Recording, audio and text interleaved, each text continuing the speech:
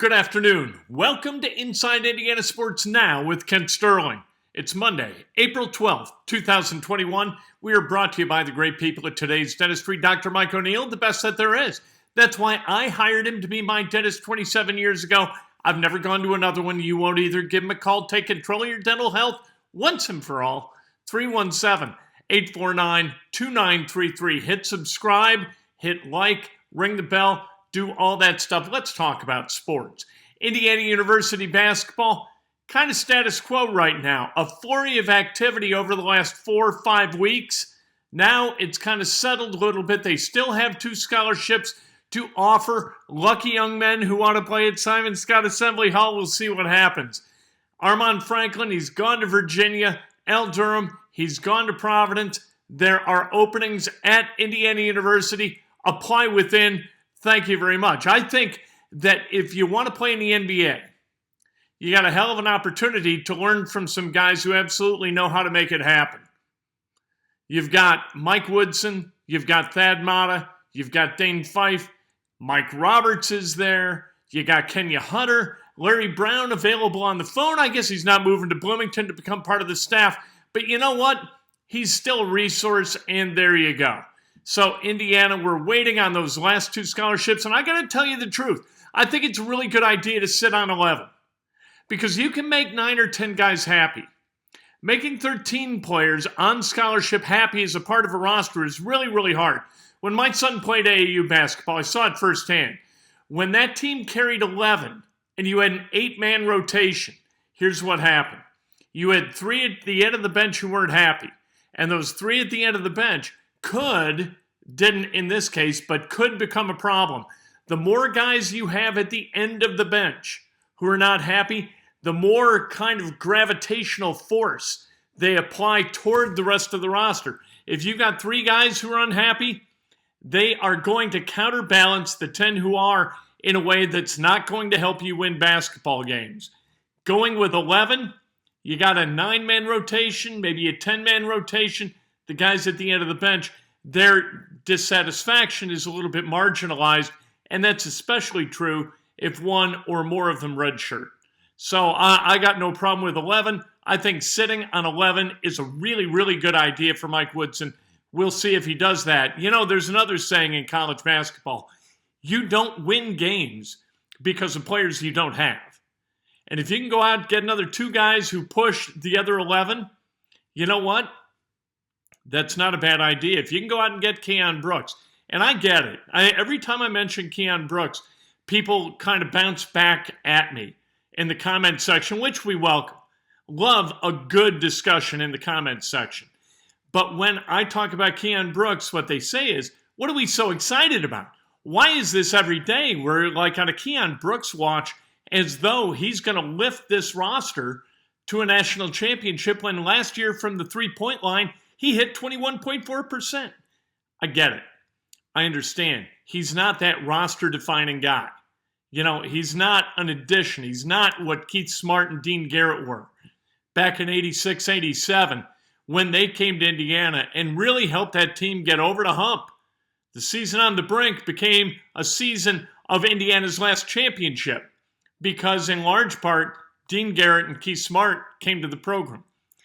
That's not going to happen with Keon Brooks, but he can help elevate a little bit. You know he's a really good athlete. Seems to be a terrific kid. We'll see what happens. Let's talk about the Colts. There was a great piece at The Athletic today about the Philadelphia Eagles and what went wrong with the Philadelphia Eagles.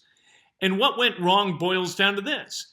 We know what, because we've seen it firsthand here in Indianapolis over and over and over again.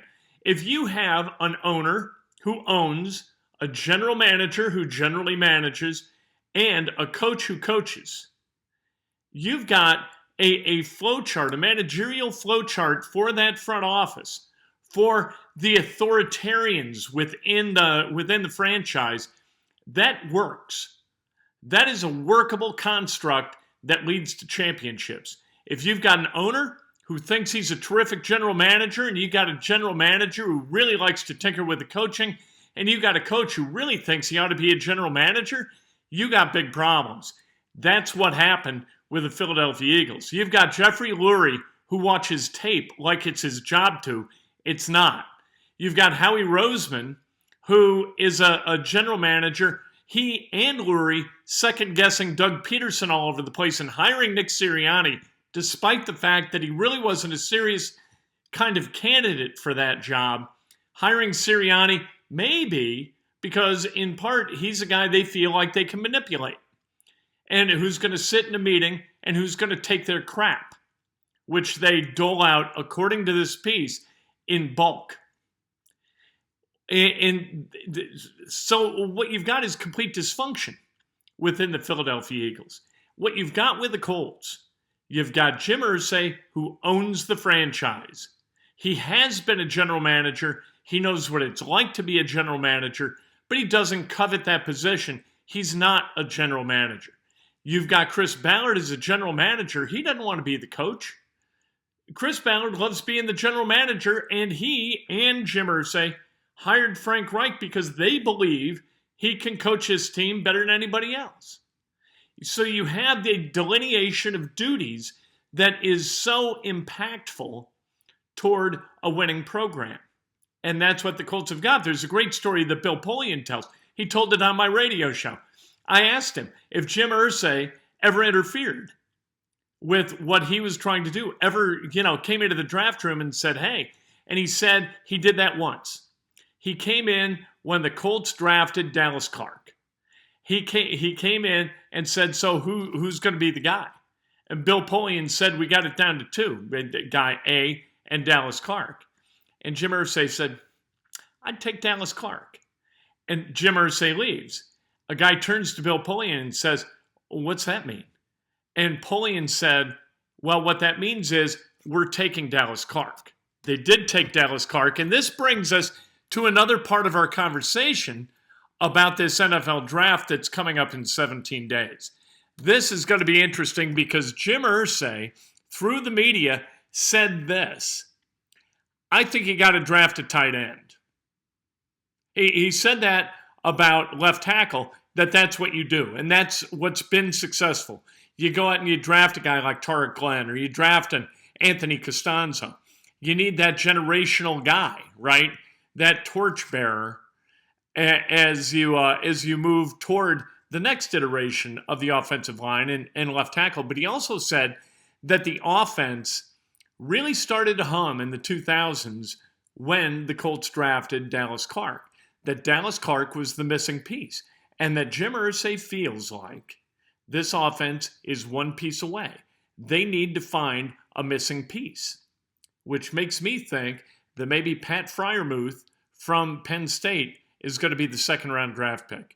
It wouldn't surprise me if somehow, some way, the Colts trade back, grab a couple more additional picks in this. They draft back or trade back from 21, take an edge rusher, and the guy I think that they're going to take is Jason Away from Penn State.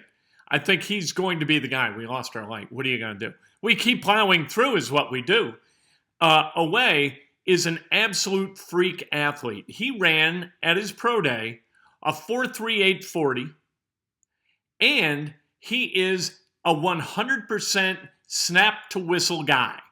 Every single play, he is snap to whistle. That's who he is. That's what Matt Eberflus loves. And he's a guy who both stops the run and stops the pass. So you got a guy like Azeez Ojulari, right from Georgia. Not great against the run. So I draw a line through him. I don't think you go after that guy. What do you want to do? Do you want to get to the quarterback twice a game but get gashed on the ground? Is this what you want to do? I don't think that it's what the Indianapolis Colts want to do. So I think that they trade down and they take Jason Away from Penn State. It could be a big Penn State draft. It seems like Chris Ballard likes to go out and get Ohio State guys. I think in this case, in this draft, he may draft a couple of Penn State guys day one and day two. We'll see if it's late in the first round. There are other guys in the draft that you look at from the edge position, a guy like Jalen Phillips, right? And Jalen Phillips is a wonderful athlete, but he's a guy who was told by the medical personnel at UCLA that he needed to retire from football, not take time off, retire from football. And he lists his number one love is music. You know what? You look at the guys that Chris Ballard's drafted to the Colts, especially toward the high end of the draft. Quentin Nelson, his chief love is not music. That's not who Quentin Nelson is. It's not who Darius Leonard is. It's not who Braden Smith is. Chris Ballard likes going out and getting guys who love football. Away loves football. Phillips loves music, likes football. I don't think that they're going to invest a draft pick that it will take to get Jalen Phillips to get him to come. Now, Kwity Paye is a different issue. Kwity Paye they might take. Kwity Paye was a captain at Michigan, which is important, although Away was had the academics to be able to be recruited by Harvard and other Ivies. So I think that that's important. But Kwity Paye was a captain, also a tremendous athlete, ran like a 4.57 40 at the not at the combine, but at his pro day. I think things are very interesting with the Indianapolis Colts in that edge rush area, and I think that they're going to find their left tackle later in the draft. These guys, all of the edge rush guys are flawed. And so none are going to, in all likelihood, are going to go in the top 10, but all it takes is one whack-a-mole GM to say, you know what? I love this kid, let's go. That's all it takes to disrupt the entire thing, right? I don't think anybody's going to take any of the edge guys before 15. We'll see about that. So the Colts are going to have their pick. There are 4 or 5 guys who would be terrific. Don't count out Tryon either from Washington.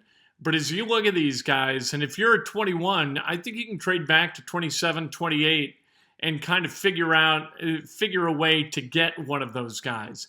And then you add a couple of picks, you get a tight end, you get a left tackle, maybe you get another wide receiver, and you really wind up plugging a lot of the holes you have, but you've got to account for the fact that you're going to miss on half, right? That's the way it works. So 17 days, and we're going to talk about it. I've never watched this much tape of guys like in a stance trying to get around the edge, like watching Ojulari do for Georgia. He was terrific. Or Rousseau from Miami, or Phillips from Miami, or Away from Penn State, or Tryon from Washington, or Paye from Michigan. It's just kind of dizzying, but it's sort of fun because that's what the mock draft is. That's what the draft's all about, is putting together your mock draft, looking at stuff, pretending you know what the hell you're talking about, and executing what your plan would be. And the only reason I think that I'm any good at this at all is because I usually agree with Chris Ballard.